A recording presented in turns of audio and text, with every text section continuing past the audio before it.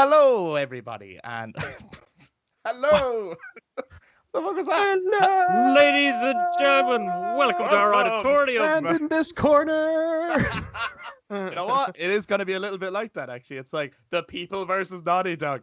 Hello, everyone, and welcome to another podcast episode. I am Chris, joined by my brothers Adam and Eric.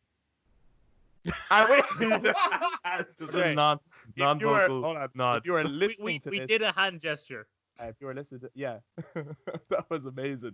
That was so good. Saluted at the same time. We are back in the room to talk more about video games, and we're not going to beat around the bush too much. We have been playing The Last of Us Part 2. We've been talking about it in the last couple of episodes, and we have all finished it at this point and can now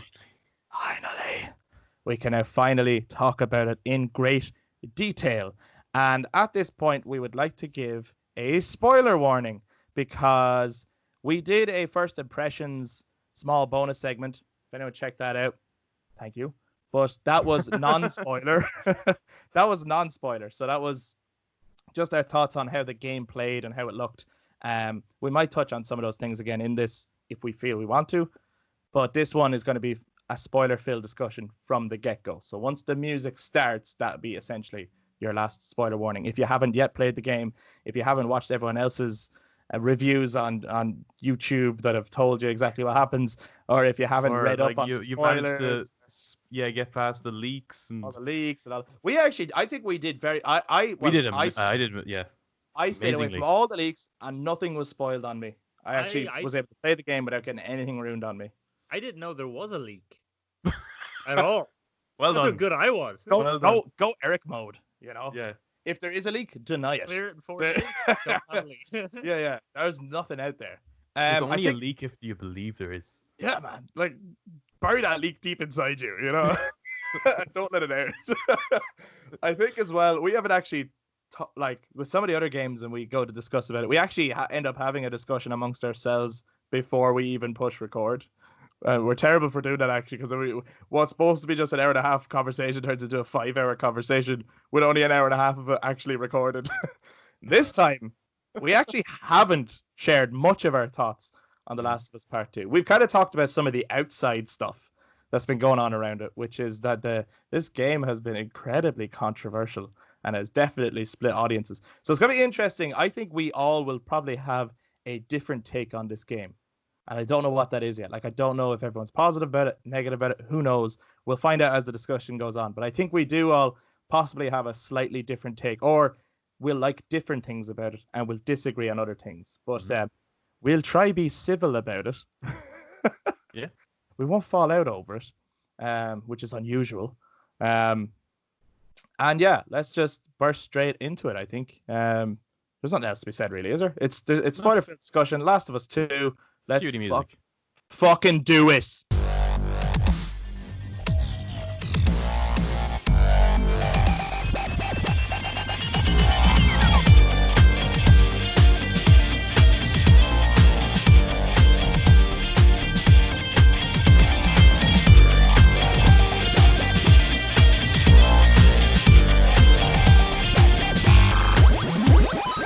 So, The Last of Us Part 2. Now we have to speak about it intellectually. How did you find the experience? No one else is speaking about it intellectually. Why do we have to? Okay, yeah, never fucking mind. It's trash. Okay, actually, just before we get... Yeah, maybe we should talk about the controversy, maybe. Okay. Or whatever you want. Okay, what do you mean? What do you want to say about it? Well, I suppose, like, obviously, there's a lot of heat around the game. It's being... like review bombed. If you just type it in like review of the game on Google, like you're going to see basically a bunch of different 5-star reviews, and a bunch of 0-star or 1-star reviews or whatever it is. I think it's 1. Yeah. And there's like the in between is almost barren. There's very little in it. Yeah. So I think obviously way too many people are giving it the bottom of the tier review, which is I think reading through them, I love reading people's reviews as well because I want to see where they're coming from. Oh yeah, of course. And I can't justify them. It's honestly it's definitely coming from they're definitely very passionate, Oh, hugely. and it's not coming from a good place. I'm sure like months or years down the line, they're going to like kind of think back on it and kind of go, actually, yeah, that was a bit harsh, that review. But equally, I think there's too many outlets throwing 5s and 10s to kind of counteract the negativity. Right. But there's like this little space and do you in think between. they're all being honest about how they feel, or do you think there's a bit of inflation of emotion? Definitely an inflation of emotion. I think a lot of the 10 out of 10s are being honest. Okay. I do think they're being honest. If you read through them, it's like you can clearly tell that this game connected with them and they really enjoyed it. Right. If you read through there's not a single 1s or 0 out of 10 that I can relate to at all. A lot of it is noise. Complaining about things that I think are just... Well, it's all story related, isn't it? So it's like it's like, Yeah. okay, so you're not giving a single star for how it looks, how it plays, the actual performances, regardless of whether you agree with the narrative, like how the characters are actually like being performed by the amazing actors. You're telling me there's absolutely musical 0 score, in this game. You're saying there's nothing good about it, like not a single star to give to The Last of Us Part 2 now, right? Like there wasn't a moment where you saw a bit of mud and went, that looks really good. Like there wasn't like a single moment where you're like, wow, the infected look really realistic and the sound quality is great. And I love how many options I have in terms of customizing the difficulty levels of the game and how the game looks, and they've taken into account whether you're colorblind. No, it's all trash. It's all shit. Yeah, it's like terrible. and there's obviously there's a lot of bigotry in the amongst the noise, but I don't think that's the majority. I think it's being labeled as the majority. I think the majority of the criticism all comes down to a single turn in the story, and that's it. I think that's it. It's just people are just obviously really, really passionate and are just they're just furious that it didn't go the way they wanted. Eric, do you have anything to echo or add to the controversy before we actually kick into that scene? Because that's really going to have to kick off the whole main discussion. I think it absolutely deserves those 0s. That mud did not look good. My feet did not get wet and muddy when Ellie walked through the mud. It was stupid, and people getting emotional is just bullshit and dog shite writing.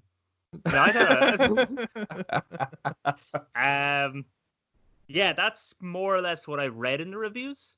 Okay. Is essentially people not stopping to go, okay, well, why did that person react that way? And if I was in their shoes, would I react the same way? They all seem to just go, nope, that moment happened at the start, so I don't like it. And then they just kind of shut off their brain. Is what I kind of got from some of their reviews. Right. Yeah, I'm sure. I do think that people are furious at the game, but just don't know how to actually process that. Yeah, like it was going to be the first question I asked you actually, was because when we did the first impressions, we did bring up there was a backlash, and so far does anyone understand the backlash? We kind of all went, no, not really, like not to the extent that it is, you know. It's different. Like there's always going to be people who don't like a game, like that's different. But and then I was going to say, so now having completed it, do you understand the backlash? I still say no, not really. Like certainly not to this level. I understand people not liking it. Even the developers understand that. They've said it, that this was going to be divisive and controversial. We're trying something that we know is going to divide the fans, but we feel we want to go there for whatever reason they wanted to. But the extent of it and how loud the backlash is crazy. I think it's hilarious that like the last time we talked about get a game that was sort of had any kind of controversy on it online was just the ending of Final Fantasy VII Remake. Right? So everyone was with Final Fantasy VII Remake up to a point, and then at the end, the audience was split one way or another, right? Yeah. The difference here is it's the whole game. This whole game is the ending of Final Fantasy VII Remake. It's like they make that decision like pretty early on, and you're either on board or you're really not. And then you're like every decision that's made after that, you're gone. It doesn't matter. It's shit. Or wow, I'm really invested. So let's address the dead elephant in the room. Okay. So We're just going straight into this. We're just Let's talking do- straight about it. Let's do it. This game Okay. kills off Joel as the catalyst for the story. How do we feel about Joel's death? Eric, I'm going to come to you first. I think it's definitely a very good motivator for Ellie to go on her revenge journey, right? Yeah. It's cliche. We've seen it done before. You know, someone loved one dies and then the person goes on a rampage. It's in every revenge story. And I was shocked, which is what they want. They want you to be shocked, so they nailed that on the head. But when you go to Joel's house afterwards, Yeah. and you're paying your final respects, I was emotionless. I had nothing towards it. And like I picked up different things like a brochure or a mug that show up in flashbacks later in the game. But when I first saw it, I was like, okay, here's a thing. I don't know what it is because I'm experiencing flashback later. But I feel like if the game was if the game was actually in like chronological order almost, Right. at least I would have got my shock and anger moment plus my grieving moment. So I would be going on the path with Ellie. Ellie. With Going some on the jelly. path with- I would bring some jelly with me. Myself, I grieve. Sorry. Yes, with Ellie. Jelly and ice cream. Yeah. Just yeah. sitting by a tree, just like, oh no. Why did you do it? So I would have went on that journey with Ellie as she was experiencing herself, rather than kind of trying to get the emotion as they were. So I understand why they did it, and it was definitely a very good motivator, and was one hell of a curveball to throw into the park. But I feel that how they scripted the story, what order they placed the story in, didn't hit it as far home as what I would like. Okay, cool. Interesting. What do you think, Adam? I agree with that sentiment actually, because I wasn't aware of the leak. I don't know how I avoided it. I really don't, because I it's not that I didn't stay away from social media. No. So I actually don't know how I managed to avoid that.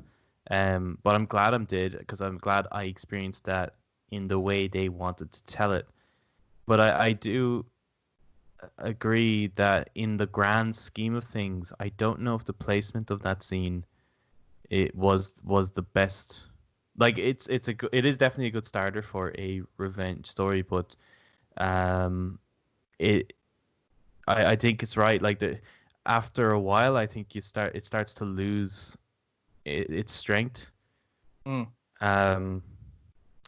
I don't know, maybe they didn't want you to really grieve. Maybe they do just want you to be angry and maybe relate to Ellie through anger rather than grief, because she doesn't really grieve. No, she is fuming in this game. Yeah, she's very angry.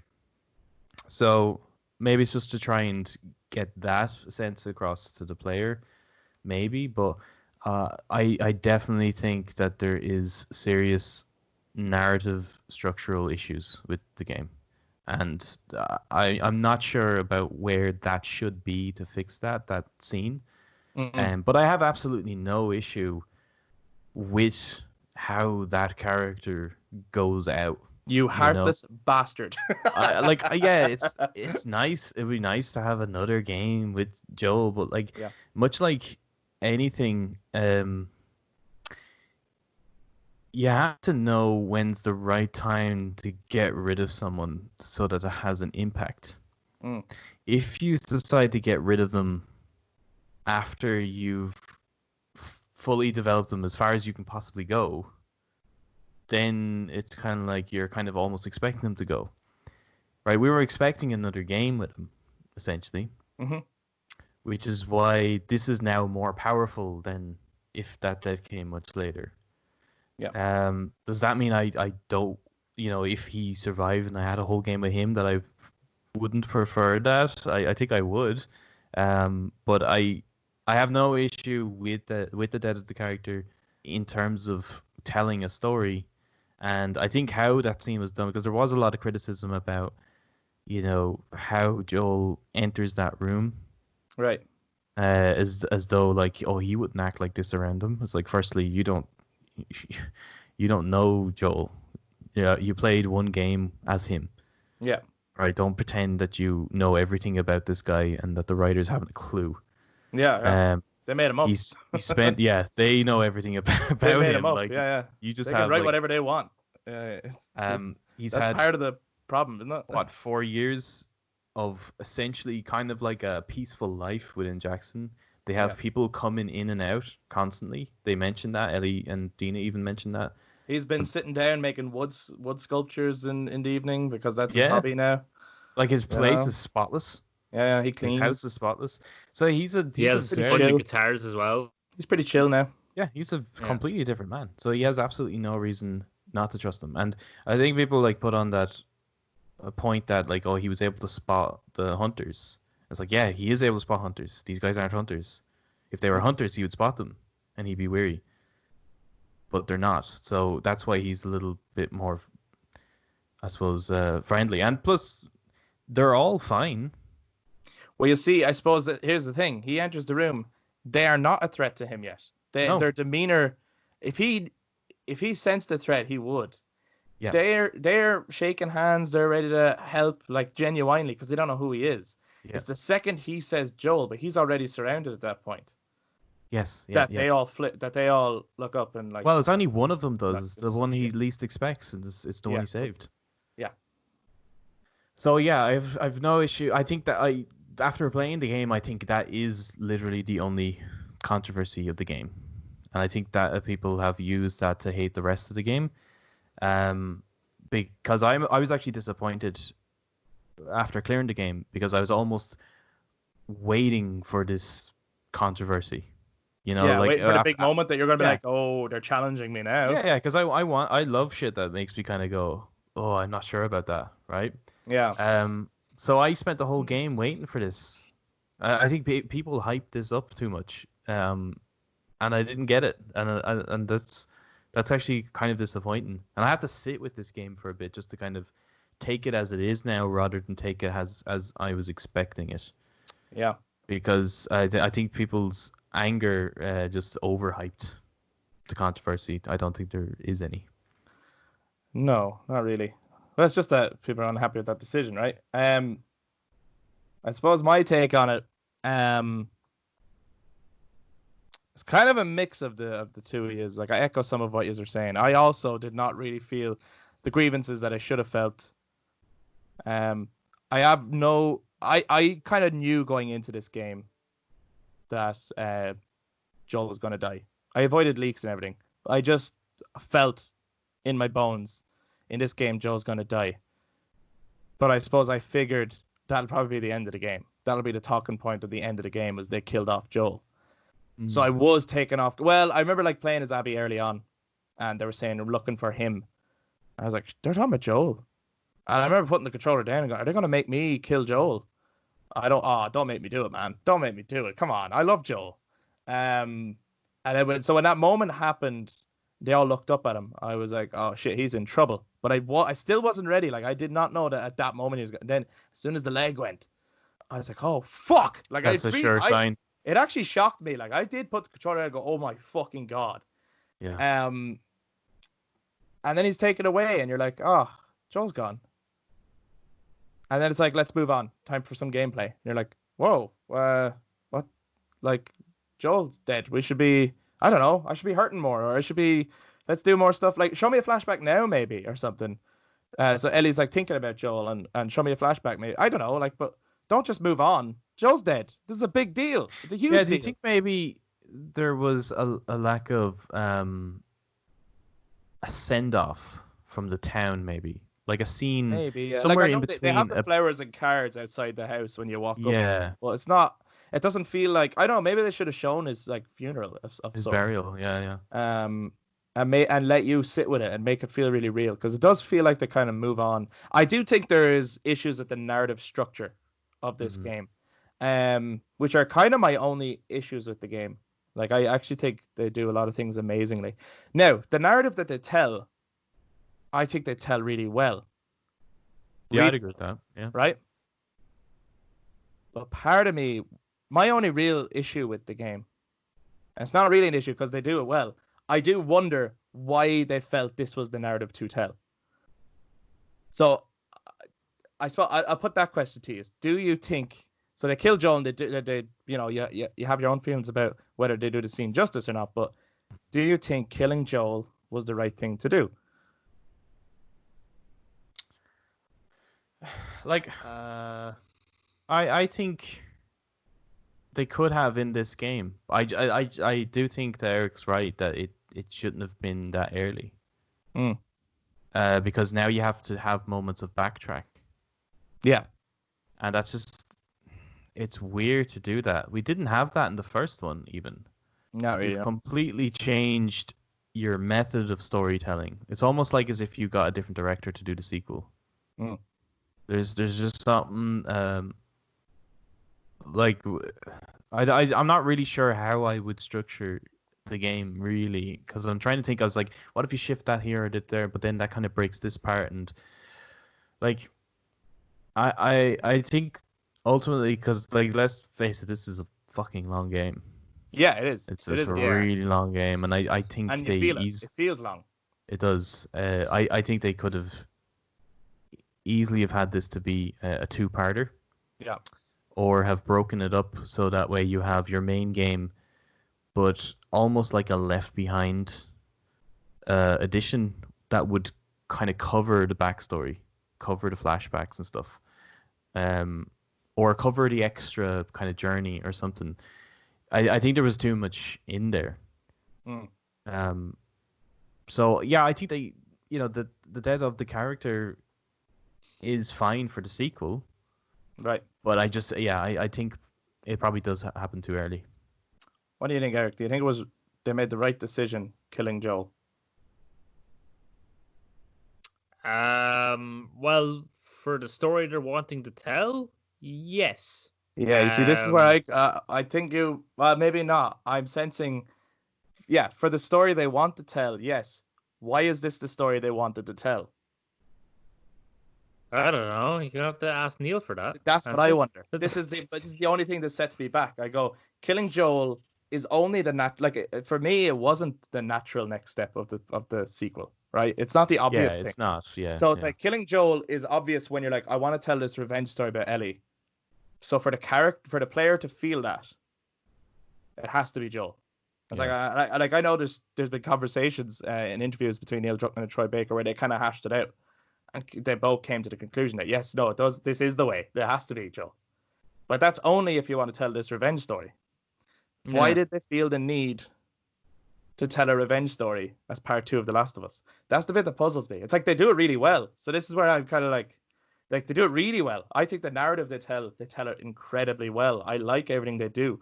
I like the perspective stuff that they do, and I like the way they really highlight the cycle of revenge and how horrible it is and how violent it is that leads to nothing good. An eye for an eye makes the whole world blind. They really hammer that point home. But why did they think that was the story to tell? That's the bit that kind of puzzles me. Yeah. I don't know if anyone else gets caught up on that. Maybe they're like, well, what's wrong with you? Like, a revenge story is cool. But I feel like, because the first game was the relationship between Joel and Ellie, and Joel finding something to live for again.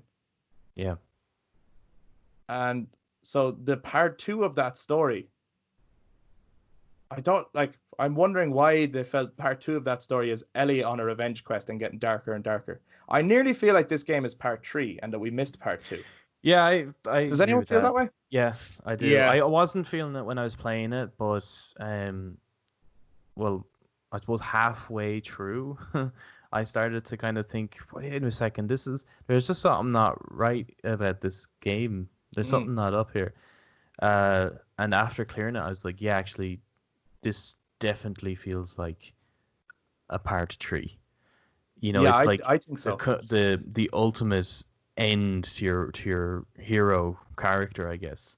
They're definitely missing a chapter in between. Yeah, I think what might have been better to explore, because at the end of the first one, Joel took away Ellie's only purpose in the world. I think what would have been a far more interesting choice was actually, so Joel's. Why am I pronouncing everyone's name? Jolie. Jolie. Jolie. Little Jelly. Joel. Jolie and Jelly. Boy. So Joel refound his purpose and his love for having a daughter and found his humanity again. Yeah. But Ellie obviously, well, not obviously, maybe no one figured this, but Ellie lost her purpose. She was going to cure the world, and now she's not. Yeah. So maybe the second one should be about her finding a new purpose. Well, I think that's what this. Jackson. Agreed. I think that's what this is. But I think it's not executed well. No, but that's what I'm saying. If they had focused on it more, and yeah, like I do think that there's, again, I'm actually saying all this with like it might sound like I'm giving out. I am leaning closer to the 5 out of 5 game. Right. Like 5 stars. I lean much closer to that than I do the opposite spectrum. I think this game is fantastic. I think but like there are issues. Like, and there is something that doesn't sit right with me, and it is that the choice they made. They execute the choice they made well, but it's why they made the choice. So that's what the only thing that kind of wrestles with me. And I like, so Ellie is kind of the age supposedly, or because it's supposed to be kind of a mirror. Ellie in the first game is the age that Sarah was when she died. In the first one? Yeah, in the first one. It seems to be, yeah. Right? So Joel had been a father to a daughter up to that age. Mm-hmm. Yeah. He has never dealt with the stuff that comes after that. And for me, that's an interesting part too. Trying to hold on to a daughter who's looking for other experiences and has never dealt with it, but in this world. Yeah. Right? Like, I wanted to see the moment where he teaches her how to swim. Yeah. You know, I like that. Those are the things I wanted to see. And I wanted to see her. And like, obviously, yeah. And like him being like overprotective and stuff, and her trying to be more independent, and him making rules and shit. Like, yeah, I think there's definitely a good dynamic they could have explored. See, because this game starts off, they're kind of talking to each other. It's kind of awkward. Beautiful scene, really well done. The opening scene is really good. And then 4 years later, and they're not talking, but you don't know why, and you don't find out till like much later in the very game. End, nearly, right? Yeah. And I just feel like it would have been to see a long experience of their relationship coming further and further apart, and Joel struggling to hold on to something when he's dealing with something that he has no experience in, you know, and he's so out of touch with it, and you know, and then maybe seeing hints of her getting like, because in the first game, there's only one person that she kind of kills in such a violent way, and that's David, right? After kind of scared, and you know, like she does kill other people, but it's not as dark and as morbid as that.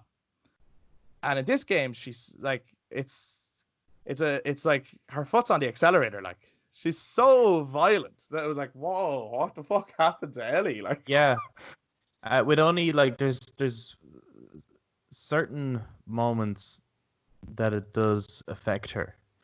Yeah, which kind of, and I love those scenes.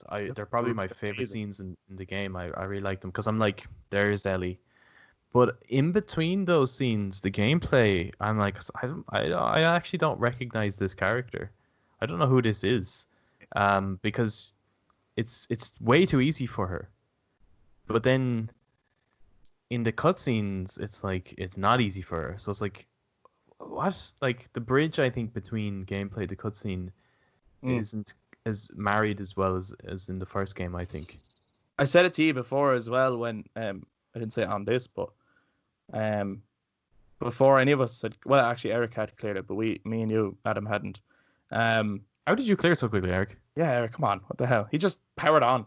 You know? Yeah, pretty much. He buried those leaks, man. He buried the leaks. But I remember saying to you that I kind of felt disjointed from it at the start of it. Like I wasn't really in it because I'm Joel, right? My experience in the first game is I'm Joel. I'm looking after Ellie, and there's a bit where I play as Ellie, and it's an amazing segment. It's one of my favorite bits of the first game, the winter chapter. But I'm Joel, and I grow to, because the game makes you play as Joel and makes you look after Ellie, and then makes you fall in love with Ellie, right? And you really do. It's the whole talking point of the first game is that how much you care for Ellie by the end of it, and you don't want anything bad to happen to her. You get worried about her when she falls into water and all this kind of stuff. So to have me killed so early in the game, and now I'm just playing as Ellie, but I'm not Ellie, I felt so disconnected at the start of the game. Like it was really weird. felt like this weird out of body experience, even though I'm not Joel, but it was just strange. I just felt like I was like, whoa, fucking hell. It might be as well that you didn't really get a chance to, apart from riding the horse, you didn't actually get a chance to like play as Joel before he goes. Like maybe if you got to play as Joel for a second when he saved Abby, and you might have felt like you had at least a moment with him or something. I don't know. I mean, Yeah. like, because He was like robbed of you before you had a chance. Yeah, because the game is about like 30 hours long, and majority of it takes place in Seattle, and it just doesn't need to be that long in that location. So they could have actually very cleverly took that. It could have been 30 hours, easy, right? Because they did it, but they could have just taken all those bits and given it to Joel or given it to Ellie in Jackson and seeing how Jackson operates, because that's such an interesting town and what they kind of do. Like, oh, do you want to, like, Tommy's talking to Abby and all that. It's like, do you want to come over and get some supplies? We can send you on your way. Like, so what kind of barter system do they have? What kind of like rules do they have? Do they have security? Where do they get their food? All that stuff would have been really interesting to explore, and then they don't. And then even by the end of the game, they still don't explore it. So I feel like they could have taken some of that 30 hours and placed it into that. And that's where you could have actually played as Joel or Ellie, or at least have these two to bond. Yeah. Sort of. Play a farm simulator. Exactly. You know, play Overcooked, maybe. I suppose the other, I know, Adam, you said there is no other, or as far as you could tell or see, there was no other real controversy that was coming later on. But I think there is one other thing that a lot of people are annoyed about in this game. I don't think it's just Joel's death, and I think it's playing as Joel's killer for an extended period of time. So how do we feel about Abby and the decision that they made with Abby? And I'll come to you first, Eric. And also, I don't know why I am talking like this. Hopefully I can say this girl's name right throughout the entire my monologue. So I was fine with it at first. No, because I've said jelly and yeah. shit. Yeah, I'm just making sure I can say Abby correctly. Yeah, this monologue is going to be jabby. Jabbert. I was fine playing as her, like, at first, because, like, okay, so I'm going to play this little section. It's going to build up the show when Abby gets to the theater. But at first I was like, right, this is a little section. This is the winter section. It's nice and short. Yeah. And it got to a point where it was after the scars. It was after the forest. It was after the stalkers. You know, that's the end of day one, I do believe. Yeah, that's right. And that goes on a while as well. Day one goes on for a long time. And then it gets to day two, and I was like, I'm only on day two with her? I thought I was on day two already. She got captured. I thought a good distance of time went by. How long are these days in Seattle? They all seem to be fucking really long. Yeah. It got really annoying and boring. But I thought some of the things that she dealt with, like when she's looking after Lev and having that bond, and she's become like kind of like the new Joel, and Lev was like the new Ellie. Mm-hmm. So I really liked that dynamic, and that gave like Abby a purpose that beyond just being revenge and just being violent and being the brute that she made herself to be. Yeah. So I really liked that stuff, and actually, while at first I was annoyed with the whole, wow, I'm going to be playing this out forever, I felt that her journey was better than Ellie's, because Ellie's was a whole lot of nothing for 3 days, while Abby's was actually, like, explored the WLF, explored the scars, explored a person, explored transgender, explored what it is, like, what a woman can make herself be. So I thought it actually explored a lot more interesting topics, and it explored a far more interesting world of Abby than it ever did with Ellie. So that's kind of what I got from. That's my opinion on Abby, and I said her name right the whole time. Well done. Well done. I'm going to send you a medal. Thank you. It's coming in the post. Sanitize it. Yeah. So Adam, your thoughts on Abby and the decision that was made to make you play as her? I actually agree with Eric. Yes. I I do think that the gameplay on Abby's portion of the game is far more interesting than the entire first half of the game. Yeah. There's a lot more going on. There's like even newer encounters that you don't actually experience, or have never experienced before. There Yes. is the kind of more familiar companion character that you are learning about, and their ways are different than your ways, so you're both learning from each other, so you're getting a better understanding of the world. Like, that's The Last of Us to me. Like, that whole moment of going with Lev, and learning about Lev, that to me is The Last of Us, and that's Yeah. what the game is missing. The whole game is missing that. However, I don't like Abby as a character. I understand her motivation, but I understood it from her flashback, and that's all I needed. I became more sympathetic to the characters around her, like the other WLF members. I'm more sympathetic to Yara and Lev. But with Abby, I really don't care. I actually wanted, even as I'm playing as her, I'm like, walking along the skyscraper. It's like, well, as far as I'm concerned, my mission is to kill Abby, so I'm just gonna jump off this skyscraper. You know what I mean? Like, I think a lot of people felt that way. I just don't see. I didn't have any motivation to fulfill her objective at all. Yeah.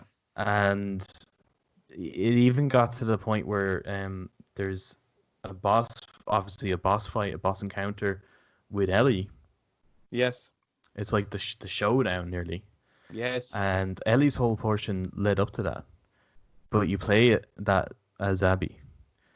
And as again, my mission is to kill Abby. I didn't want to do that. So now all I'm doing is I'm pressing attack just to see it through now, which is not a good motivation. No. You know what I mean? Yeah. So, well, Jesus, we're being fairly fucking harsh with this game. But I do think, just to clarify, like, I don't think this is I don't think it's a bad game. I don't sit on the, like, this is a trash game side of things. But I do think it doesn't deserve a 10 out of 10.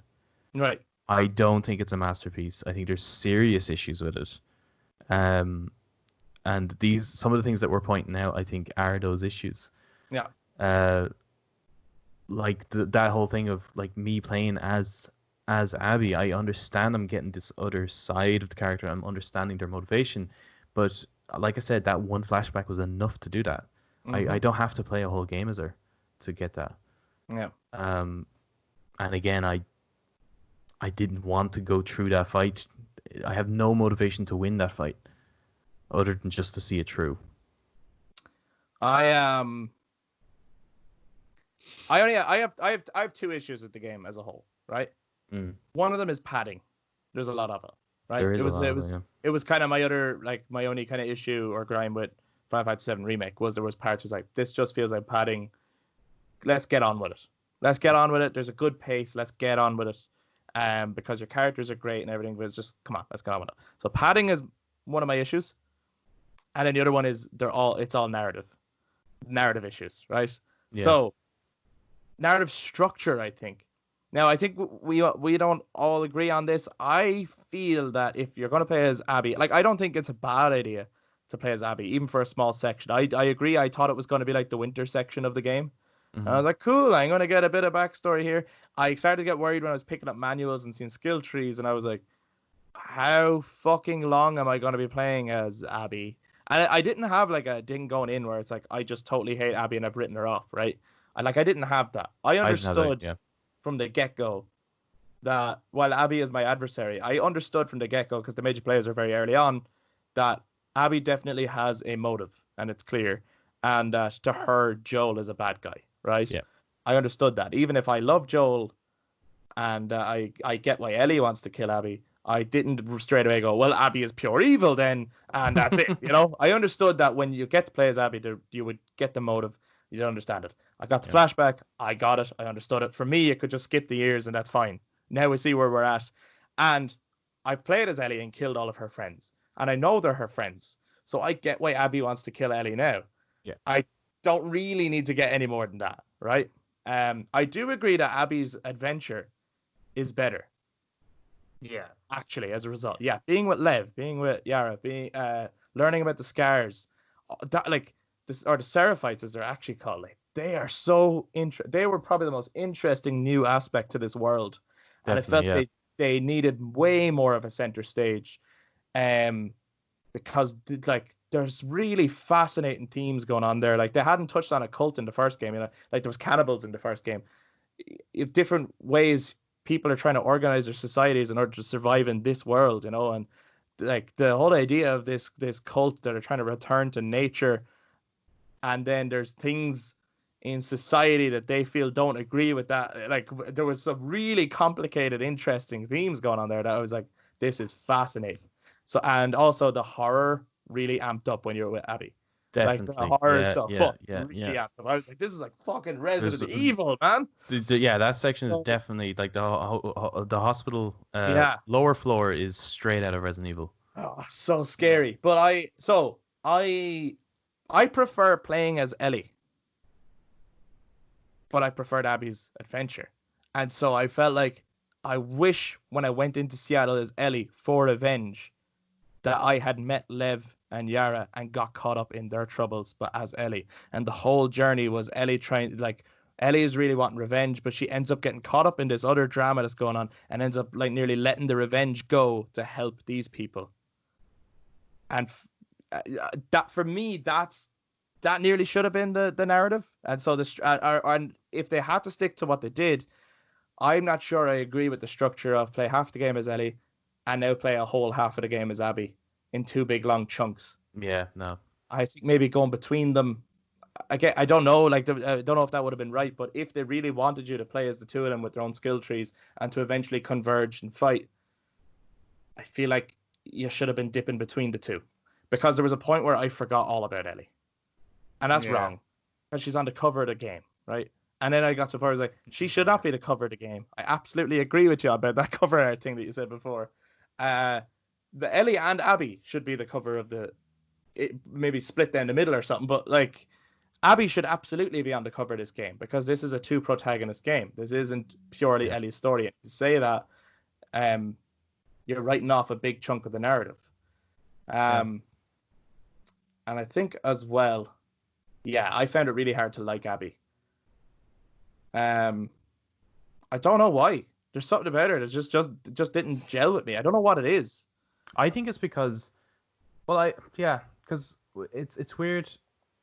I was trying to think. Nothing wrong with Laura Bailey is a great performer. There's nothing wrong. Oh no, there's nothing wrong with it's nothing wrong with the performance. It's just to do with the writing of the character, I think, and I think what it is I was trying to figure this out in my head, like what is it about Joel that we loved immediately, and it was his introduction. We saw his amazing relationship with his daughter. So we saw that he's a good dad. That's what we saw. Yeah. And she was taken from him. With Abby's backstory, we saw she had a good father. We didn't actually see anything to do with Abby. We just saw that Abby lost a good father. So I ended up empathizing with the dad more so than I did with Abby. Yeah. Because he was doing great things. I nearly wonder, would it have been more interesting if Abby was an older character and was a mother whose daughter was a young surgeon and Joel killed her daughter. So to save Joel's daughter, he killed this person's daughter or something, or if I just think that I don't know. We didn't get enough. We didn't learn enough about Abby. I don't think we learned that she experienced something horrible, but I don't think that's really enough to show that she is a likable person. She could have been a fucking terrible daughter. We don't know. We didn't get any relationship between the two. We just saw that her dad is a really caring guy, and Yeah. I suppose the fact that she cried over his dead body, that there's love there, but I think you'd cry over. You didn't feel it the way you felt it with Sarah immediately. Definitely did you? not. No, Definitely not. I knew as the doctor was talking to Maria, I was like, well, I know where this is going. Marlene even. Or Yeah. Marlene, sorry. Yeah. And Yeah, I know. I knew where it was going. Yeah. yeah, and I could tell figured that no this matter is what a it this was. is a good guy. Like, I figured no matter what it was, like, even before I got Abby's flashback, pretty much from the get-go, I was like, Abby has something to do with that hospital scene at the end. Mm. This has something to do with Joel's decision at the end of the last game has resulted in his death. Yeah.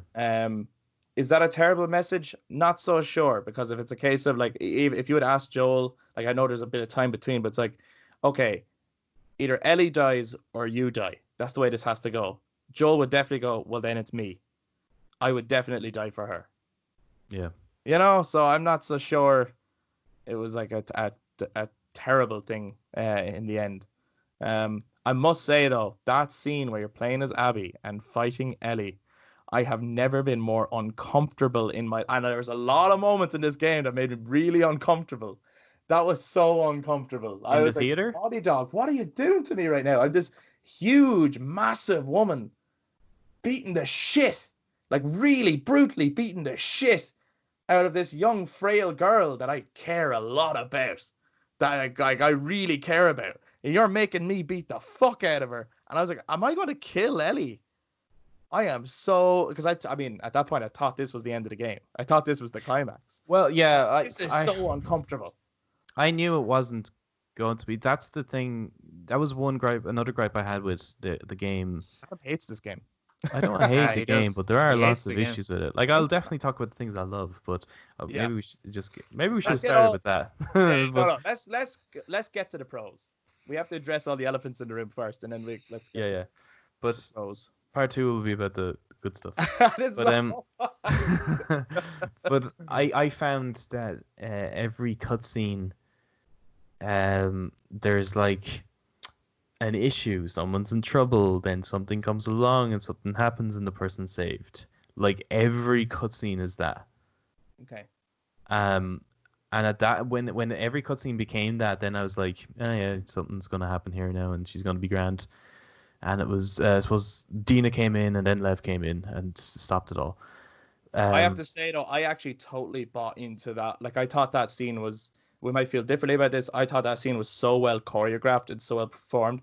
When Abby had Dina and the knife, and Ellie goes, yeah. "Oh, she's pregnant," and she goes, "Good," and I was like, "Holy shit!" I actually did go, "Holy shit!" out loud to the screen. I was like, "She's gonna fucking kill her," until Lev stopped her. Until So Lev stopped. I bought right into that. I was like, "This." I is think the fucking intense. performances were It's great, but intense.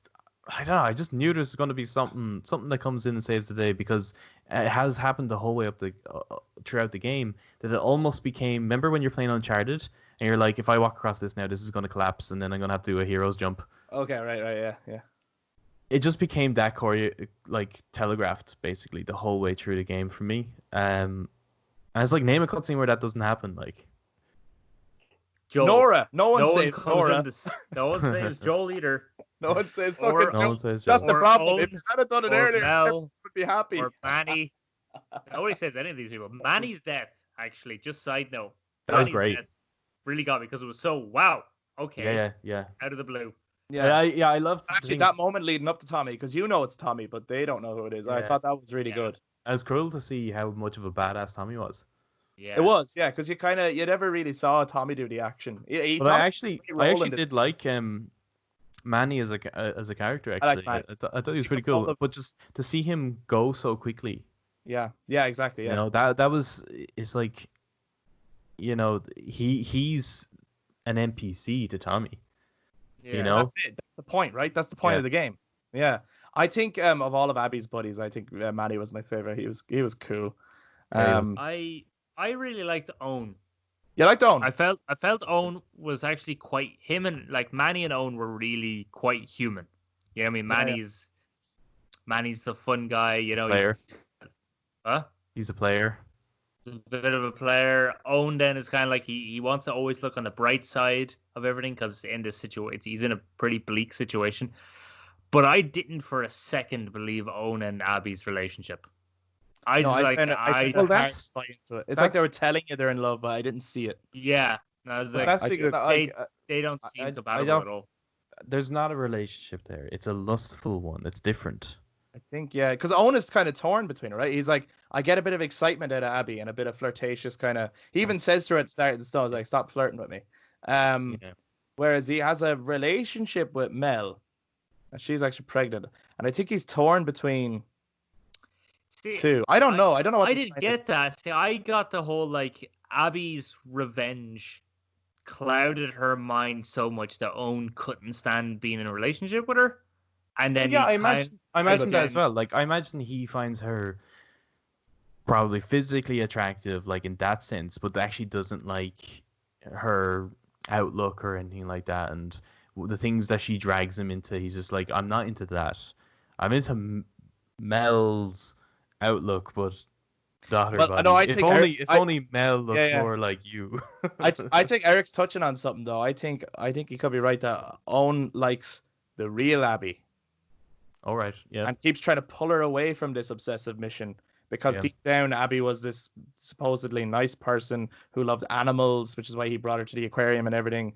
I think he had like kept like, let's get on a boat and let's go away and let's think about, remember when we were fireflies and we liked helping people? That was cool.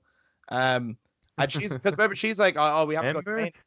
Remember? We have to go training. And he's like, just skip it for one day. Like, just give it, like, come on. Remember when we used to just Yeah. hang out and have fun? So I think he just misses the The old. old her. Had yeah. had she stayed the way she used to be, she's who he would be with.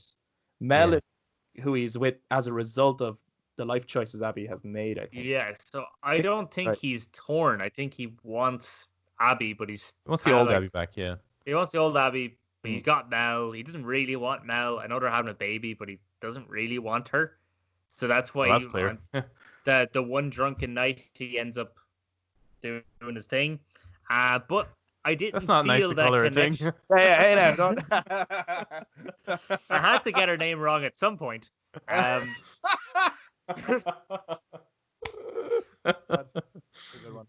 But I didn't feel that connection that he wanted her over Mel. I mean, I Was did.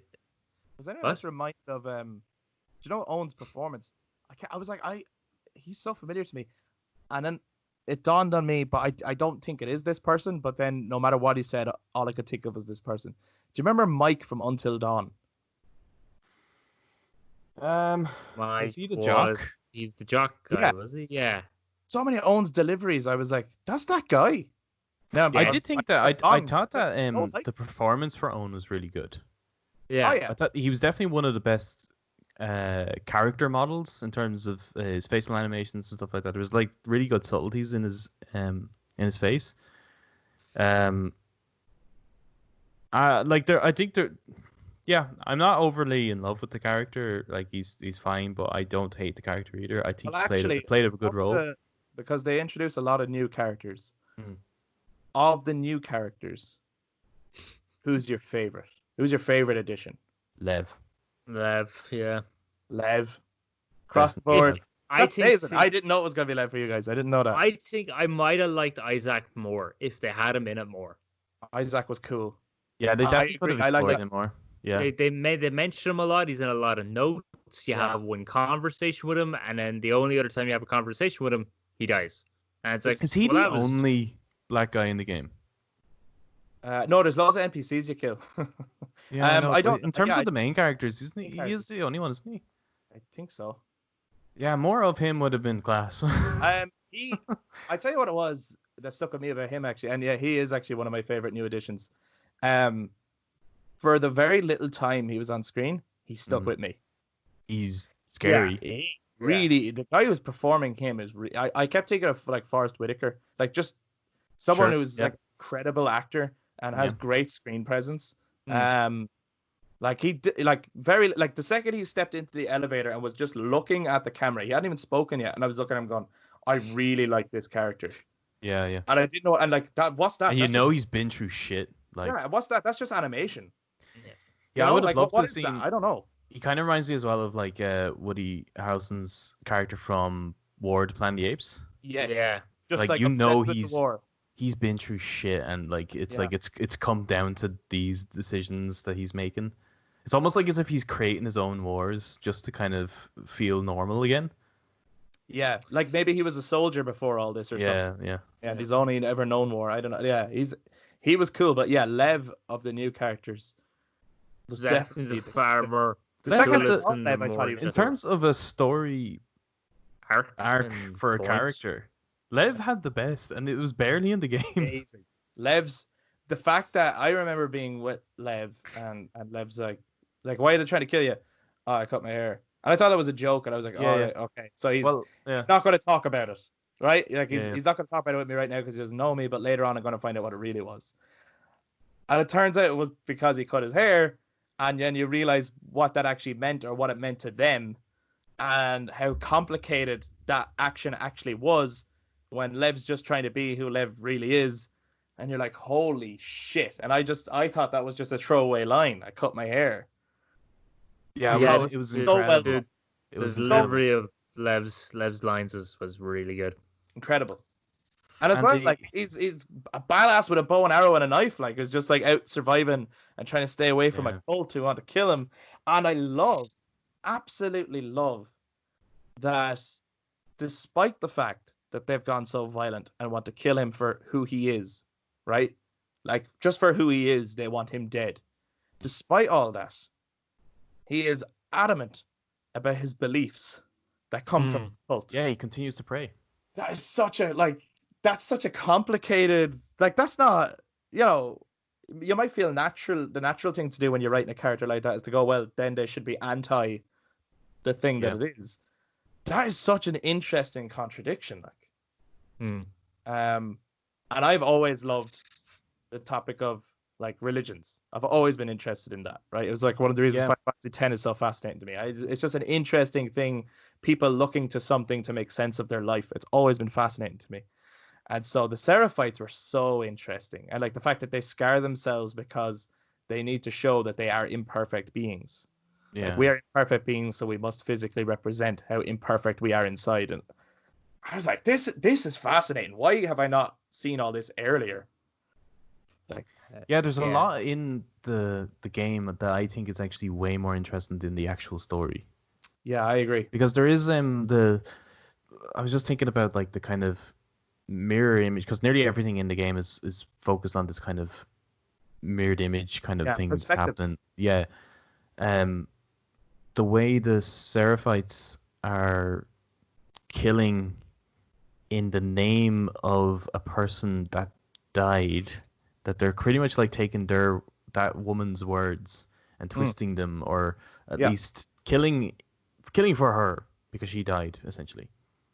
And it's exactly what's happening between Ellie and Abby, who are both killing in the name of one man who died. Yes. But I mean, that's a really interesting theme that is not even like, it's in the game, but they don't touch on that like at all. Not as much. Yeah. Like there's a fascinating letter that you can read. Like, there's loads of them that I think they're really interesting insights into what people did before they died in this world. Yeah. There's a fascinating letter you can read in Abby's section in the WLF where someone's talking about when they had the prophet as a hostage. I was like, yeah, I gotta watch this bitch. She's fucking crazy, right? And then as the writing's going, I was like, she seems kind of nice though, and like everything she's saying, she keeps staying really calm, and yeah, it must be a trick. Like she's fucking crazy, right? So it turns out, or at least it seems, and like we'll never know, obviously, it seems that she was actually like a pretty decent person in her virtues. Yeah. Who was trying to find some sort of way of, I don't know. And then you have two groups fighting over resources. She's murdered, and then that's it. And then suddenly you have these war elders who are changing her words and saying, it's like, oh, we have to go back to nature. So anyone who's not doing nature is bad. So we must kill them. Now they're all the enemy, Or it's like, it's just so interesting.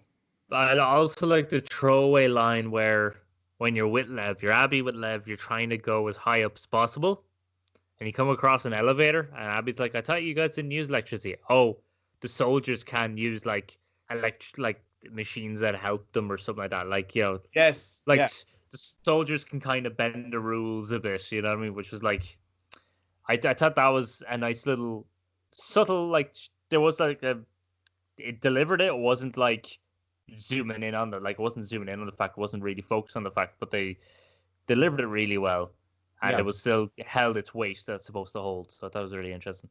That scene as well, where I know like it was shown in a trailer at one point, at the time I had no idea what the context of it was, but that scene where when you meet Yara and Lev, like where Abby is hung, and then they break fucking Yara's arm with a hammer, and like that, it was so brutal. I was like, holy shit! Like I did see this before, but I just forgot. And when you're seeing it in context of what's going on, and it seems I kind of so much wish worse they than- never showed that though, because Yeah, I was it like, takes oh away yeah, from it a here's little here's this bit now, and you know, here's where it I, falls in I place. suppose it's interesting to see what happens afterwards, Yeah. but I think it would have been much more powerful to see it. Well, I for tell you first what, time. I recognized Abby when I was playing the game, right? I was like, that's the girl from that trailer when I never understood why they were showing her. And as I was playing the game as Ellie for a long time, and of course the object is to find Abby, I totally forgot about those other two characters from that trailer. Like I totally forgot about them. And at no point was I really? when are they going to come in? And then when that was coming up, I was like, that fucking trailer. Oh yeah, fucking, I remember. Oh, they're fucking scars, are they? And then they come along, and I was like, oh wow, fuck, forgot about this. Yeah, I was totally aware of it, which Cool. is why kind of it didn't quite play out the Sons of Liberty kind of trick that they were wanting. That actually, how do you guys feel about The manipulation. the advertising? I actually it was mentioned to me, but I actually don't remember that trailer where she turns around and it's Joel. I don't remember that. I do. So that was never an issue to me because I don't remember that seeing that. Yeah. But I can see why that would annoy people, because that to me is like a game that you would dream of is that trailer. Yeah, You playing want as that. Ellie with an older Joel who's kind of like trying to rein you back in a bit. And Yeah. Yeah. And he has to go back you're into kinda his like, old ways. oh, that would have been a great game. Yeah, so I understand people's frustration in that regard, but I didn't see that, so that didn't happen to me. What about you, Eric? How did you feel about the manipulation of the trailers? I actually forgot about them, Okay. or at least either I forgot about them or I watched it, or I watched the trailer and was like, all right, that's cool. I'm going to get that game, and kind of paid not much of an attention to the trailer because I was like, I know I'm going to get the game anyway. It's The Last of Us Part 2. Yeah, that's probably it too, for me as well. Actually, I stayed away from a lot of stuff. I just watched the trailers once and never watched them again, I suppose. Yeah. Yeah, so then when I went, when I actually got the game, obviously I was shocked when Joel died, but I kind of forgot really because it was months later since I'd seen that trailer that I would have forgot that Joel was even in the trailer and that there was a sense of false advertisement or a trick of. But I suppose they did that, didn't they? Because they were in the very first trailer where Joel walks into the house and Ellie's playing the guitar. Everyone was like, "Oh, so Joel's dead." Yeah, and so they probably did that. How did they know? They did though. I don't did know. Because I remember hearing that, and one of the theories early on, before we saw anything really, just after that first announced trailer, was that, oh, I bet you Ellie is going to be imagining Joel for the whole game, and that's going to be the twist. At the end, you realize he's dead the whole time. That would be kind of cool. Which actually would have been fucking amazing. Like a Sixth Sense kind of thing. And you're hunting someone who killed someone, but you don't know who it is that they killed, and then at the end you realize that the person you're hunting killed Joel. That actually would have been amazing. Do that. But I think it didn't bother me really, the trailer thing. I just wrote it aside. But I do think in principle it was not a good idea. I don't there is scenes with Joel in them, and they could have endgamed it. You know where Endgame showed clips of trailers and they made it look like they showed basically just scenes from the first 20 minutes, but it looked like a whole film. Yeah. Oh yeah. If they were clever about the footage of Joel that they had, the way they used it, it would look like Joel's in the game a lot more, but it's actually just the flashbacks or whatever it is. Yeah. I don't think they should have manipulated scenes where it's actually Jesse who gets Ellie, but we're gonna make it look like it's Joel. And that was not a clever move. I know it was to make it seem like Joel's in the game so that you're shocked he's dead. Yeah. I can see why that pissed people off. Yeah, it definitely You know, backfired. All right, that's yeah. not that wasn't like the Sons of Liberty thing where it's like, well, it's thematic, you see. Mhm. Like there's a thematic thing about deception and lies and all, because that's not what this game's about. No. So it was a weird move. But anyway, the infected. I think the infected raise the game's rating up so high. You, yeah. I so talk about because I great. know you fucking loved the infected in this game and how they're utilized. Every single scene with the infected was great. Right. In my opinion. Yeah. Right. From the minute they come into it to the very end, everything. The fact that they have that infected are optional as well. There's some times where like you might go into a building to explore and there's infected in there. Yeah. Just that it makes the world feel more kind of real, or more, it makes the world feel more 3D. That your path doesn't always take you to infected. The fact that you can kind of take a detour and that will lead you to infected. The fact that they have, when they bring in the new infected, because I know, Adam, this was a problem that you were having, or not really having, like that you weren't liking the idea that if there was new infected, where were they in the first game? I think, I made that point. So the fact that they When actually the first one, that's right. Yeah. Yeah. So the fact that when you do see it, they're all like, "What the fuck is this?" was great. They So bring it up, yeah. you're learning it with them. Yeah. And then the fact that your heart is racing every god, and the stalkers. Oh my god, the stalkers! Like, because again, I think that was a complaint we all had about the first one. The stalkers aren't in it. They're not really a threat. You can kind of stand against a wall. They'll come to you and you can shoot them. But in this, it's a game of hunter be hunted. Like, who's hunting who with them? And they're in so much, and they're just the biggest bastards. I love it. I love it. And how did you feel about the utilization of the infected in this game? Who are you talking to? Adam, Misha? sorry. You, Misha. Tussa, even. Yeah, just to bring up that point, actually, Eric just mentioned was, did I mention that when we were talking about the first game? I think you did. I remember saying, I don't know where I said it, but maybe I did say it. If I didn't, I'm going to repeat it, which was, if they were going to do a sequel, I wasn't sure about adding in new affected, because that would be bullshit, right? In terms of gameplay, it makes sense, but you see, this is such a grounded game. It tries to ground itself with kind of, there's like a reality to it, that it wouldn't make sense to have a new infected, because then where were they all this time? But I think they do introduce them really cleverly in the second one. Mm-hmm. So realistically, there's one new infected with another kind of what looks like a freak experiment almost in the hospital. But there is only really one new infected, and that is the Shamblers. And I think they, in a note somewhere, they do actually explain how they came about, which is that the humidity in Seattle and the Washington area has affected or changed the growth of the fungus that caused the Shamblers.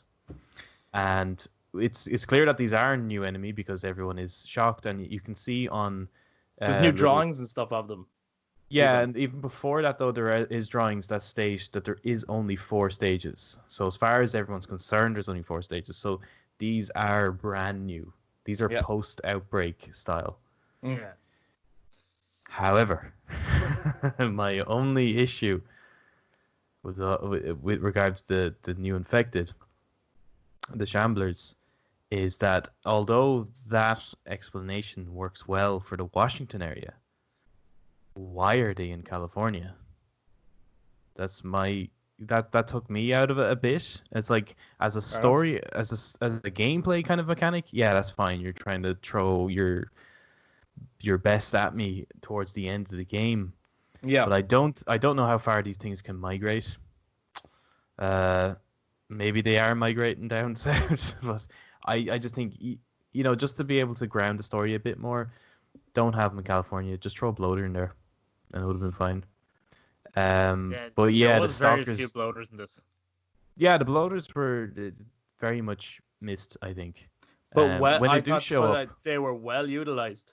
There was a point where I thought that the that maybe for some reason people didn't like the bloaters or something. Not that I'd ever read anything, but for some reason, because of all the any of the gameplay footage I had seen, they were talking about this Shambler, this new one, and it was throwing stuff kind of like the bloater did. And I was like, oh, are they replacing the bloater with this thing that they think will like kind of, it'll do the bloater's role, but maybe people would prefer it as I don't know what they would have liked about it, differently to the bloater. So for some reason, I thought that we weren't going to see a bloater in this game. And the first time you see one is a flashback with Joel, and you're like going through a wall, and it just pulls you out of the fucking wall. And I went, holy fuck, holy fuck, holy fuck. And it was like your first kind of boss fight in the game. And it was brilliant. And then the next time you see a bloater is another unexpected moment where like the floor breaks. I was like, okay, I knew that was going to happen. Okay, there's going to be something. It's a fucking bloater. Fuck. And I love Ellie's line there. It's like, I was wondering when you would show up or something like that. Yeah. That's good. Like that was good. That was fun. I think those are the only encounters with a bloater, I think. Yeah. Is there not I one? don't. Is there not one in the hotel? Yes, there is. Oh, there's one at the end. Yeah. There's one at the end. You have to literally take everything else out before you go for him.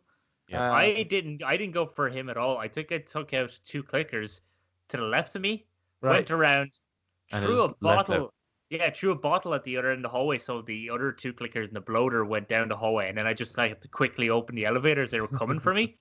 Ooh, it's good when you do that. Actually, there was one like kind of a tweak to the clicker that I thought was actually a fantastic addition. Was the ones that are slightly in the wall, and they jump. Yes. Oh, they're stalkers. They're stalkers. Sorry, yeah. They come out. Yeah. That was amazing. A really great addition. I thought it really changed it. It's almost like a trap, nearly like in like you know they have the tripwires, like the humans will have tripwires with bombs on them, but the infected have these like stuck to a wall. They were good because like especially in the lower half of the lower floor of the hospital, I was kind of burning every single one I came by, and not all of them are alive either. So you're kind of wasting your fuel trying to figure out which ones are. I think I eventually figured out which ones are actually alive, but I thought they were a great addition. I love the way the infected use this game. I definitely think this game is scarier than the first one. As stressful as the first game, this game is way scarier. Fuck me, my heart. I've aged a lot since I played it. That scene where you walk in and the stalkers for the first time all scramble off, and you're like, fuck. Like they use them so well in the game, and they're so fucking scary. I'm pretty sure the first time I said it's in the convention center, isn't it, or something like that? Right. Yeah. And you turn around and you see one run past the doorway. No, I think you see a couple eating a body, and they all just scramble off. And then now you don't know where they are and they don't come up on listen mode. That's when you first go into that's the first when you walk into the room. But I think before that, that's right. There's one with a bow. When you get the bow, right? That's the first one you meet because it jumps you. Yeah, it is. But I'm talking about the Comic-Con center. You walk into a room, unless maybe you didn't go into that room. The first time I see it, anyways, that you walk into a room, and then as you turn around to come back out the doorway, it's actually in the doorway and runs off on all fours. Fuck me. That's the first time I saw it. Yeah. The timing is quite good. And I saved it, and then I turned it off, and I noped. Yeah. And I had to come back to it. I had moments like that in this, and in particular, we have to talk about it, lads. We have to talk about it because it is the biggest new addition in terms of infected. Like the thoughts about the Shamblers, who cares? Yeah, a zombie that throws a bit of acid. Fuck off. Left 4 Dead or whatever that is. I don't give a shit. The fucking Rat King down in the bottom of the hospital. Where does it get that name from? If you go into character model, it's actually called that in the game. So that's not just some nickname that someone gave it. I don't know why it's called that. But that's incredible. Was so stressed going down there. Yeah. And I would have said, these were some of the first infected patients that have never come out of there. And so, good luck. We don't know what you'll find down there. Yeah. I was like, wow. So whatever's down here is like 25 years old or something at this point. Like these are very first infected. This is cool. And then going down just like shitting myself the whole time. And then having to turn on the power. I was like, all the doors are going to open. What's going to happen? And then when you go back and you see the fucking door ripped open and there's this like just huge pile of fungus and just a bloody gap. And I was like, do I have to climb through that? That's the first thing I was like, oh, nope. I thought I had to go through there too. Yeah. Until you follow the trail of blood. And then you see the door with all the bloody hands, and I remember stopping and ringing Eric and saying, I can't fucking do this. I can't fucking do this. And he said, just go through, you'll be fine, you'll be fine. I love torturing. It was it was an incredible Yeah. moment. And it's definitely the best boss fight in the game. Easily, yeah. I was stressing out because I thought like there's the kind of stalker section breaks off, so now there's like 2 that you're fighting. Yeah. I thought, oh no, like is it going to eventually start coming apart and there's going to be like loads of them to deal with? Yeah, same. So I'm kind of glad that it's just because I thought it was enough. That was definitely enough for me. Definitely enough. And that scene in the vent, because I was like, you see it going to the vent, you go, I have to go in. Ah, stop! I don't want to go in there. Okay, I have to go in there. Yeah, it's good. It's And a if bit you like come to that Alien. corner and it jumps you. It was like 2:00 in the morning or something. My girlfriend was asleep, and I screamed, "Holy fuck!" like really loud. I felt so sorry for the neighbors. And before I fought it, I had to pause it, get up, walk around for a bit. I was like, I am not. Oh, my friend Danny and me were talking about this game actually just after he'd completed it.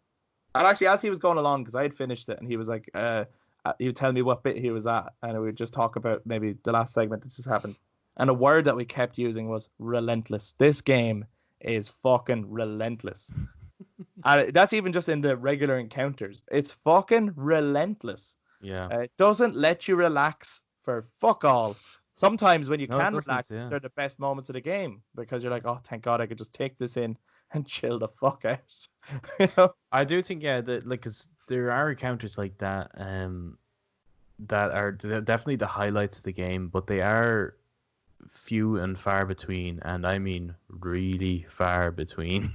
Like, there's a lot of kind of random encounters, or at least encounters the whole way between segments that I think are quite repetitive. I was mentioning this to Eric that a lot of them feel like, you know, when you're playing Batman, and it's you're on the top of the gargoyles and you have to like stealth take out everyone. Yeah. It's good crack when you're Batman. Like that's the point of the game. But in this, where the motivation is it feels like you're against the clock. I feel. Yeah. And you want to get there quickly. That they definitely could have removed a lot of those encounters and just had you roaming and having the dialogue between the characters rather than the conflicts. They definitely could. Those are the areas where there's padding, I think. Like there's too many encounters. Now I must say, and we possibly disagree on this, I had more fun with the gameplay in this game than I did in the first one. Definitely disagree with that. Now, in saying that, I prefer the first game, and I think we possibly all do. Yeah. In terms of the overall experience, but I definitely, I had more fun this time actually in the encounters. That's not to say that there's anything wrong with the encounters in the first one. I just think that they did make little additions that for me were better, were improvements. And I enjoyed how agile Ellie was. I felt like I could move faster. I enjoyed going prone. I really enjoyed the customization or the crafting. Like I really liked all that, and I loved the customization tables. Those animations of watching them clean the guns and add little things on. That was so satisfying to me. I don't know how anyone else feels about that. I found that so fucking sad. I did actually seeing that the barrel is longer now as a result. I was like, this is fucking cool. Like that looks great.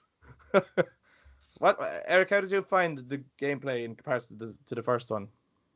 I mean, there's a shit ton more you can do in it, Right. which was great. Like I felt like I think I said it to one of you definitely.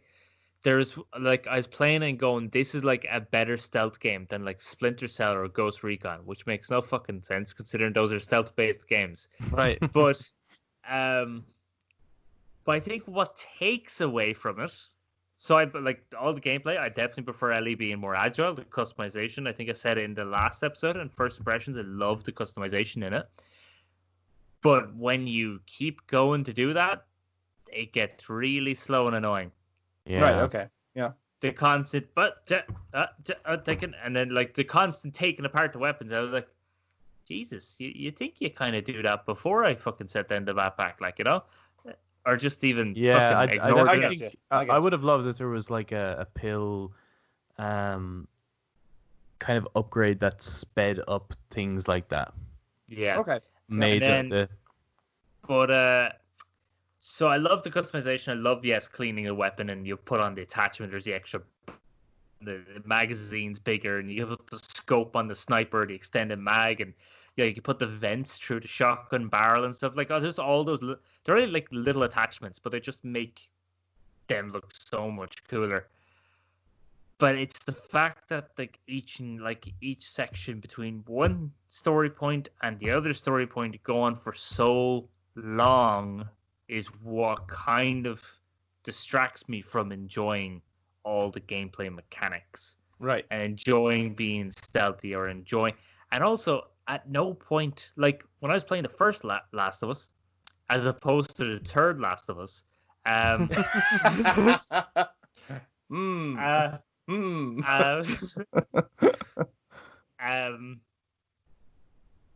be sneaking around. I see there's like hunters around, or there's infected. I try sneak, but usually you might mess up or something.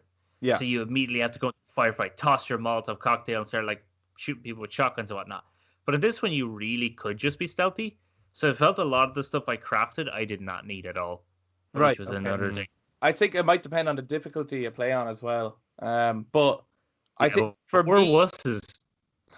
me, I think what it was that when a lot of people when they were talking about the first Last of Us, and again, I love the gameplay of the first Last of Us. Like, it serves the story. This is an evolution of that. It's not different to it, so it's not like I don't like the first one.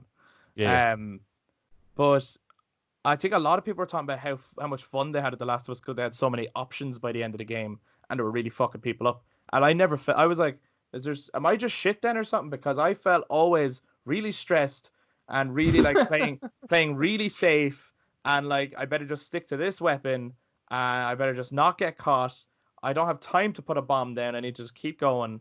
And I just felt like I did. Whereas in this game, I felt like I could actually have fun with my options. So I think in that sense, I got to use some of the stuff that in the first game I really never even tried using. Like, I was always just some of the stuff. I need to just go. I need to get past. Some of the stuff I really enjoyed when it came to sneaking is I sneaked throughout the whole thing. I was prone. Even like, snuck the whole game. Snuck even. I think I'm gonna need to buy a dictionary or a thesaurus to try to improve my English. I own the world's worst thesaurus. Not only is it awful, it's awful. Sorry, that's like my favorite joke. Yeah, I know. Anyway, but I loved like lying in the grass, and I could see someone was coming towards me. I had like the silencer on the pistol, and I just wait as though like they're right in front of me, so I'd pop in the head and they'd fall to the grass, so no one would like find them.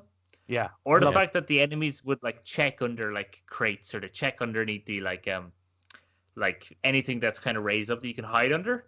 Because sometimes I would like be on the other side of it. I know there's like when you're outside the hospital as Ellie, and there's all those guys there, and there's there's like a boat that's raised up that you can hide under. And I know that one time I was actually lying in the grass on the other, like beside the boat, but someone went and like crouched down to check underneath the boat. Yeah. But I was in the grass, so they couldn't see me. But then I just shot them in the head, and I was like, "Oh yeah, fucking John Wick in this right now." Yeah. So like those little moments I really enjoyed, like feeling like a badass. How'd you feel about the dogs? They were a new addition. They were, yeah. I was dreading them coming up to them, I must say. Yeah, I thought they were going to be. I thought they were going to be like a bane, basically. I thought they were going to be make the things very difficult, but it's actually fine. I thought like I think the first dog is probably The most stressful, right? That's the most stressful because that's the one that's on your trail, so you have to try to lose it. But after that, like, I knew immediately that I was going to make dogs a priority. Yeah, it became weird, right? It became like a strategy thing as opposed to like I think the idea of it, and I do think they handle it really well to do it throughout the game, where NPCs will now call out their friends' names and stuff if they. That's great. Yeah, it's really good. And then as well, they do it with the dogs. Like, they actually have a relationship with the dogs, and they'll call their dog's name if the dog dies. And I get that that's to make it kind of, really think about the fact that you're not just killing anyone. Like these are people, and everyone has a backstory of their own. But I definitely was turned off all my emotions in those moments and just went, okay, strategy A, shoot the dog. Strategy B. Yeah. You know what I mean? It was just like tick the box. Who do I need Absolutely. to get first? There's a sniper up there. Okay, I'm gonna get in there, sneak up, kill him, and then I'm gonna take everyone else out. Great. You know, it was all strategy as opposed to sitting there and going, do I have to kill this dog? You know, I didn't really have that moment. Yeah, I suppose like when I'm playing it, I know it's not a real dog, so it's Yeah, like no, I I can absolutely separate a I game think the from reality. yeah, I think in the cutscenes, however, it's a little different. Like when I see people dying in the cutscenes, it has more emotional weight with me, as opposed to mid game. Hmm. I don't know what it is, but I just think it just doesn't work for me to have any kind of sympathy for an NPC. Like when they're shouting, it's like, oh no, like he killed John or whatever. I'm just like, haha, take that fucker. Like But I think it's a good addition though. I do it like is a great addition. It's Yeah. yeah, it is good. It's Yeah. just not NPC 001 or whatever, but yeah. yeah, the fact that they all have names is really cool. And the dogs all have names as well. Yeah, they do. Yeah. What's your favorite moment in the game, or favorite part of the game, or whatever it is, favorite aspect of the game? I was waiting for whatever length conversation we were had. I was like, when is Chris going to ask that favorite question? Yeah, well, there's got to be something where you're like, that was the Yeah. best part for me. What was the question? What was the question again? What was your favorite part of the game? All right. Okay. Good question. Okay. This is interesting. I think we all like the game on a different level. In that, what I'm sensing is, I like it more than you two. Probably. I think I do. See, I have I wasn't expecting. just I think just I like it more than you guys. just because like to go back to you were saying that you did actually enjoy it. Like I actually didn't enjoy playing the game. And it's like there's things in there that I really really like, and like I said, I don't consider it a shit game because I think there are, it's masterfully crafted. The sound engineering is incredible. Sound quality is Performances are unbelievable. The motion capture and performance and animation in it is just the best I've seen in a game. Mhm. But the things I didn't enjoy about it has down to pacing, down to gameplay things. So, for example, I wasn't in love with the animations of the workbenches and the backpack. Okay. And just to kind of put it into context, is like you have to press the trackpad for the backpack. So you press it once, and then once it registers your press, it starts the animation. Which is quite a slow animation, and I feel like it's slower than the first one. I don't know, but there's just something about it that just feels slower. Right. I don't know whether it's because the enemies are much more agile, I'm much more agile overall in the second game, that particular animation feels slow. I don't know what it is, but it just feels slower to me. But when you have a map, you have to hold the trackpad Yeah, to that's take true, out yeah. the map.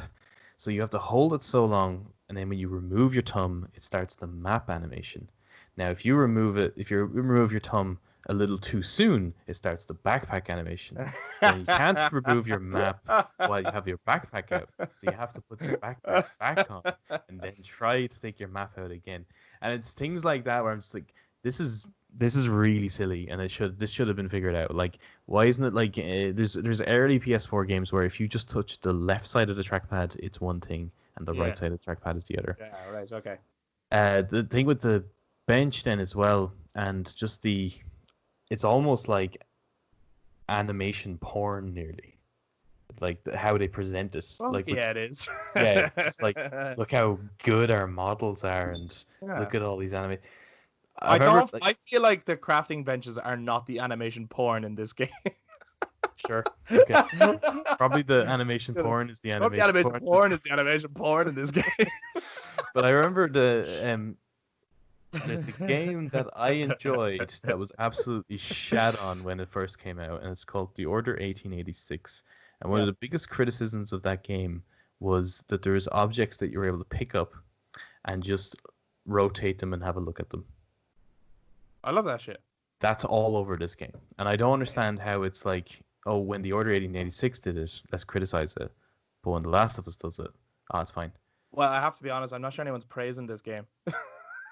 No, there's definitely No, there's not a lot of praise. I'm but, joking. But yeah, but no there one is one seems to payoff. raise. There is one payoff for the bench animation being too slow. What's that? And it's skippable. It's a missable. And it's a bit where you're going into this apartment and the place is looking a bit like it's, this looks like it's recently used. I know what you're And talking then about. it's like, but there's no one around, so okay. And then there's a bench, and then I go onto the bench and I'm doing the animation, and I can hear someone running up behind me, but you have to go through the motion of the animation, so you can't even cancel it. And then the person like knocks into you, and that's a moment where it's like, that's brilliant, right? Because you're so used to the animation taking forever, and now it catches you off guard. However, because that's missable, that should have been an opportunity that Ellie now learns to do the bench thing quicker from now on. Oh, that makes sense. Yeah, you actually as well, for me, touched on something in that it's like, okay, so there's all these benches, and because normally you just do an animation there, it should be unexpected that at this bench you'll get attacked, right? Yeah. I felt personally that the game levels are really well designed. I think they're really well designed in that there were plenty of moments where I would walk, like there's loads of encounters that do happen where you expect an encounter, but I found there was loads of areas of the map where it looked like there was going to be an encounter, and I was like, okay, well those cars are there so that I can duck, there's long grass so I can get it, and then an encounter didn't happen, and I was like, oh. And so I was like, okay, cool. So they've actually just like laid out the world that it all looks like this, and encounters happen anywhere and everywhere. And so for me, like obviously there was moments where I was like, this is getting a bit repetitive, but there was other moments where I was like, oh, it's kind of keep me on my toes. I thought the levels were designed really well. That like it wasn't just a very obvious, well, now there has to be long grass because you have to take cover, and then when there's no combat, all the grass is cut. Like that would have made no sense. So I really liked the long appreciated grass the game, mechanic actually. Yeah, I like that. I thought that was really, really well done. And like the overall addition to the gameplay was really, really good. But like I said, there were a few things that just kind of, like I remember messaging yous when I was like near the end of the game, and it really had to. I stopped. Like I was like, I swear to fuck, there's the finish line, and I'm like, screw that. I have to try to figure this out. And it was, how do you get down a ladder? Oh yeah, I remember you saying that. Yeah, right. Yeah. I kind of figured it out now. There's certain ladders, right, that if they go beyond the platform you're on, she'll automatically grab them and walk down. Right. But if the ladder is flush with the platform you're on, you can't get back down the ladder. You can get up the ladder, but you can't get back down. So the only way down is to jump. Oh, okay. But I just thought that was like, that's weird. You and know, we're getting way away from the actual question I asked, though. Oh yeah, sorry. What was your favorite part of the game, and not all these things you don't like about it? Because we're running out of time, and I really want to hear. Was there anything you liked about the fucking thing? Well, I mentioned all the It's like beautiful craftsmanship of it. Yeah, but what's your favorite moment? Do you have one? I'm going to go with Ellie and Abby's fight at the end. Actually. Wow. Yeah, that was Really? powerful. Go for it. Yeah. Why? Did you just say that was terrible? No, it was powerful. It was a powerful. Oh, I thought you went. Yeah, wow, wow, yeah, that's terrible. Yeah, your opinion sucks. Okay, Adam. Yeah, okay. So the fight at the end between Ellie and Abby.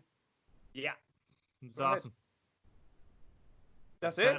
That's all you gotta say. No, it reminded me of the end of Mission Impossible 2, only in the water rather than on the beach. But You like fights that are like the fight in Mission Impossible too. no, but you like I do as well. the brutality of it, and like the idea of like Ellie's doing this just because she's kind of like, well, I started it, I suppose I just had to finish. Like she kind of doesn't want to, but she's like, I gotta because I started it. Yeah. And then like Abby is just like, I don't want to. As you can clearly see, I don't look like me at all. I think there's like a completely different model for Abby at the end. I must say as well, actually, It's while you're there, like, just obviously I would have wanted her to be as macho as she was. I actually preferred how Abby looked at the end of the game. Yeah, same. I would have obviously with her muscle, but like I think the short hair really suited her. I think actually I was like, I don't know what it is. There's something about her head and her body that's fucking me off, and I don't know what it is. And it's the hair.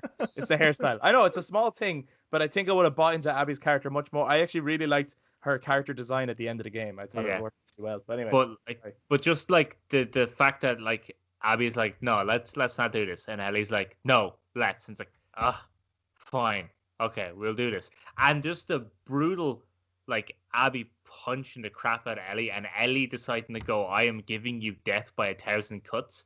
At not one point does like Ellie decide to go, I'm gonna try stab you. No, it's just constant cutting. It's like Yeah, she's that's gonna right. make Abby suffer as much as possible, and then like obviously I saw its ending coming that Ellie was going to let Abby live, but I still really liked it. I still really liked that. Finally, Ellie overpowered Abby and felt that that was enough satisfaction, and also came to terms that vengeance was never going to fill that void, which was just simply grief in for Joel. Why? Sorry, just before we come to Adam, why do you think? And we can all weigh in on this, but why do you think she let her live? She was drowning her, and she saw an image of Joel playing guitar on the porch. Why do you think she saw that and let her live? Well, I think it's the whole revenge. Like, it seems as though the revenge story is to avenge Joel's death. And it's not. I don't think it is really. I think it's to she wants to kill this person because she didn't take away Joel. She took away the moment that she could forgive. And I think that was more painful to Ellie, and that's why she was on this revenge mission. And she was constantly getting towards the end. She's constantly, or throughout the game, she just all she could see was Joel's bloodied face. And that's the only moment when she nearly killed Abby. It's the only moment she got a vision of Joel that wasn't him bloodied. It was actually a happy memory. So she, I suppose, in that moment was trying to maybe it brought her back to the moment, made her realize or what she was doing, what her actions were. But I think she realized that she now got what she wanted, which was just to get rid of that image in her head. Right. So it's like it was enough for her. Yeah. Okay. And also just, now that that image appeared, she's no longer angry. Yeah. When that appeared in her head is like a kind of a, and now just leave me alone because I need, like, now she can grieve. She's no longer angry, she's just sad. So How about you, yeah. Eric? Why do you think she? No, that was exactly the same thing I would have said, was that like, yeah, that she was angry for the whole thing, and like, I suppose that feeds in with the idea that the start of why we don't even get a chance to grieve Joel is because, like, obviously I would have preferred to grieve Joel at the start, like after he died, but I suppose because Ellie doesn't want to grieve Joel, so Ellie goes on this vendetta to distract herself from grieving Joel by just being angry and killing everyone. So yeah, it's by the end, she's been through a lot of crap. She gets her fingers bitten off. She loses Horrible. Dina. It's great though. But she like loses Dina, and she gets this point where it's like, yeah, like that now she's ready to grieve Joel, like Adam said. And I think it's also because she realizes there is more to life than just vengeance. Like that she maybe by seeing Joel playing guitar and being happy, she realized that she can also be happy. That you don't have to be so violent. And that also maybe she came to also realize that if she kills Abby, the probability of deciding to hunt her down and kill her, which then would just lead Dina to hunt down Lev. So maybe she's just wanting to break the cycle of revenge. Yeah. Which, I mean, that's kind of why I got it. So I just love that fight and that end because you can kind of delve into it a lot and kind of try study it, see like why they did that. My take on it was that when she saw that image of Joel, she was reminded of the conversation that happens on that porch. And there was a line that stuck with me where she's talking to Joel and she says, I can't forgive you, but I would like to try. Mm-hmm. And for me, that's what it was. Was that I cannot forgive you for killing Joel, but we've gotten to this point now where I would actually I would like to try. I would like to try and move on. Because I've seen that we're both just opposite sides of this kind of spectrum. But who knows really? Like, who really knows what it was actually about? Okay, very quickly, because this is now the longest episode we've ever done. Adam, your favorite moment in the game? I have a lot of moments I love, Mm. so it's really difficult to pick one that just really stands out. But I suppose I'll just go with one of the earliest moments that really stood out to me is the museum.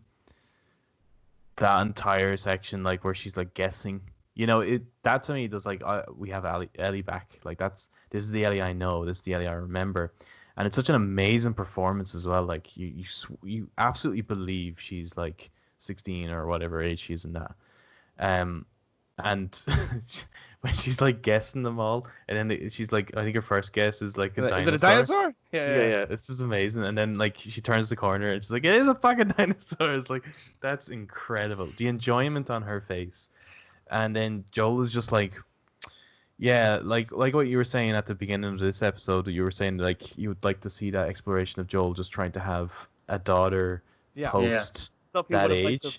Yeah. So he's not sure, and he's been out of practice for a long time. So that when he gives her present, he actually asks her, "Did I do okay?" Yeah, I love like that's fucking amazing, and the sheer joy on her face. And I also love like you get her aspirations there, which is she wants to be a astronaut. She says that in a line in the first one. Yeah, it's just one line. Yeah. It's just leading up to the giraffe scene. Yeah, and I know. I thought it was in the Colorado University. Oh, it might be actually. Sorry, yeah. I always mix those up. But it is like it's so sad that like, she's never gonna get that. No. But it just shows you like what a kid hopes to become, and there's so much in her way to prevent her from doing that. Never mind the fact that there's no NASA. But yeah, everything about that, and it was like almost a callback as well to the Left Behind DLC where they're playing the arcade. Yeah. And they have to try and imagine it and stuff. Yeah, it was like that, and I loved the interactions, and also it tries to scare the shit out of you as well in that whole flashback, and I'm so glad it didn't actually turn out to be. Yeah, it's good though. It's done well. Yeah. It is done well, but because they give you supplies and they give you cover, it's like one of those things that they know what they're doing. But yeah, definitely that. I think that's probably a highlight for the game, but I would have loved more of that, I think. Yeah, that I was going to say as well, that is my favorite part of the game. And again, I loved the overall experience of the game. I loved the performances and the moment. I think there's plenty of memorable and cinematic and intense moments that make you go, fuck, this is really gripping.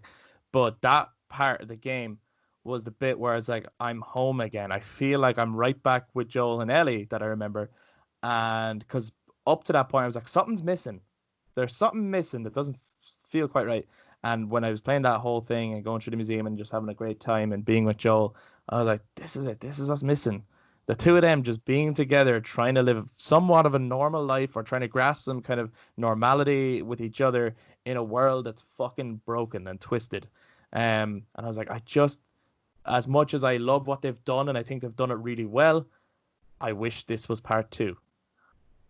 I kind of wish this was part 2. Yeah. I wish that the game that I'm playing is part 3. I think they do have an opportunity to out Joel. But anyway, they might go back and do flashbacks. But anyway, we're gonna have to stop it there. This is the longest episode we've ever done. But I think we will be talking about Last of Us Part 2 more, because there is more to say. I think more to talk about. We'll probably be talking about it again in other topics or in some format or some way. But we'd love people to let us know. Please be civil about it. We didn't make the game. If we like some of it, it doesn't mean anything. And if we don't like some of it, that doesn't mean anything. It's just our preference. Mm-hmm. We'd love to know your preference. How did you feel about The Last of Us Part 2? Did you hate it? Did you like it? What were your favorite moments, least favorite moments? How'd you feel about the gameplay? How'd you feel about Ellie? All of that stuff. Do get in touch. Let us know. Thank you for listening. And we'll be talking about The Last of Us Part 2 more in the future. Bye-bye, dude.